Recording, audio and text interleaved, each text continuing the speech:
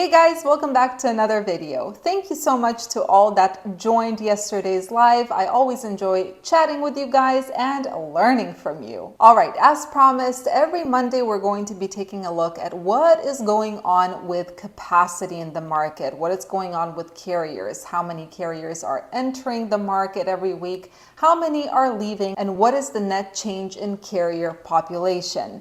Now, if you're new to my channel, welcome. I teach about the trucking industry with a heavy focus on the spot market as well as freight market analysis. So if this is a topic that interests you, feel free to subscribe down below. All right, guys, let's jump right into the numbers. Ready? Let's go. Today we're going to look at a couple of things that will give us an idea of what is happening with capacity.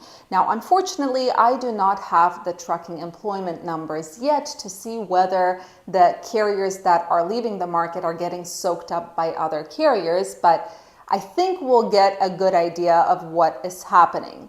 Let's take a look at what happened last week. So starting with capacity. This is from July 3rd to July 9th, so last week. Voluntary revocations. How many carriers voluntarily gave up their authority to operate last week? 388 carriers.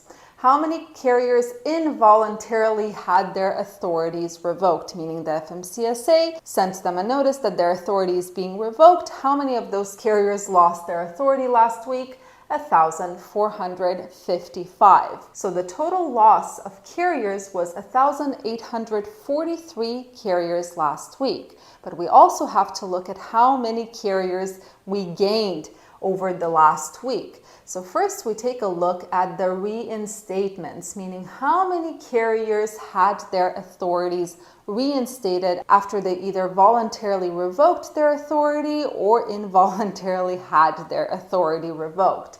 As of last week, 344 carriers had their authorities reinstated and are able to operate again. Now, in terms of new carriers, new authorities, 856 carriers just got their certificates of authority to operate as of last week. So we gained a total of 1,200 carriers last week. Now, if we take the decrease in carriers and the increase in carriers, we can see that we lost a net of 643 carriers last week. Now let's take a look at the weekly chart for my visual folks. I'm a visual learner, so I feel like it's easier to understand the chart. So here we go. Now, before we actually look at this chart in detail, something I have to mention. Last week was July 4th, Independence Day. So the holiday will often skew the weekly results, right? Because we had one day missing. We'll see what happens next week to see where we actually are. Now, the first line here, this is the last data point. This is as of last week. Ignore this. So these are involuntary revocations. How many carriers lost their authority? And we can see that as of last week, this is the lowest amount of involuntary revocations since the beginning of April when I started tracking this data. Then we have new authorities, the green line, which is also at its lowest point since the beginning of April. But again, last week was a holiday. Monday was kind of iffy. Tuesday was a holiday. So this data might be a little bit skewed. But yeah, lowest amount of authorities on a weekly basis, new authorities since the beginning of April. Then we have the blue line, which is the voluntary revocations, carriers who voluntarily gave up their authority. They are also at the lowest point since the beginning of April. Reinstatements, the orange line, also at the lowest point since the beginning of April. In terms of the net change in carrier population, which is this black bar graph, we can see that we have experienced the third highest decrease in net carriers since the beginning of April. But again, as a reminder, this data might be a little bit skewed because of the holiday, but still it's a nice chunk of carriers that decreased. We'll see what happens next week and whether it balances out. Now, of course, this is only half of the story, right? Because what we really want to know is not how many MCs we lost. That doesn't matter. We want to know the amount of dispatchable trucks because that is true capacity. How many trucks are ready right now to grab a load and compete with you for that load. So in order to figure that out, realistically, we need to take into consideration several things. Number one is how many carriers are going out of business. What would be awesome is knowing how many trucks these carriers had, but unfortunately, I can't find that out, but it's going to take me months in order to be able to figure out how many trucks each of these carriers actually had before they gave up their authority or lost their authority. What we also need to take into consideration is the amount of jobs out there, because if we see that carriers are decreasing, but jobs in the trucking industry are increasing, that means more often than not that other carriers are soaking up this capacity. A small carrier shuts down their operations and then goes to work for another carrier. Therefore, the amount of dispatchable trucks actually does not decrease by as much as we originally thought. So what I did, because I do not have the trucking employment numbers, I pulled the clearinghouse, the FMCSA Clearinghouse data. For those of you who don't know, every carrier who employs drivers is required by law to conduct a query, a full pre-employment query into the driver that they are about to hire. Now, of course, that doesn't mean that all carriers do it, because obviously not everyone follows the law. It's not a perfect world, right? But still, it gives us an idea. Now, first we have the year-to-year comparison, and you can see the light blue, this is 2020, then we have 2021, 22, and the current year. And these are the different types of queries, from full to pre-employment, some limited, and total. Now, we're interested in pre-employment because theoretically, if a carrier is doing what they're supposed to do, this will give us an idea of what is happening with employment. Is it increasing or decreasing? Because theoretically, every carrier who hires a driver needs to do this pre-employment screening through the FMCSA Clearinghouse. Now, we can see that as of 2023, we are below any other point from 2020 until 2023. But the thing is, before you get too excited, you have to understand this data is until June 1st. So it actually includes the full month of May 2023, not even June. So that means that this is incomplete, right? This is only 5 solid months of data so far in 2023 with 7 more months to go. So yeah, this is, it's a good idea to look at where we are, but it's not really accurate. What we want to see is the monthly comparison. And again, we're going to look at the full pre-employment data. And this is May of every year from 2020 to 2023. So here we have 20, 21, 22, 23. This is year over year. And what you can see is that I'm sorry to say, but in May of 2023, we're at the highest level of pre-employment queries, which means, am I pronouncing that correctly, by the way? Queries, that's something I don't know. I think it's queries. But we're at the highest level year over year, as you can see, which means that, yeah, there are more drivers being potentially employed. Does this mean that every driver is being employed? Every person who has their background checked on the Clearinghouse website, they're getting employed? No, not necessarily, but it gives us an idea, right?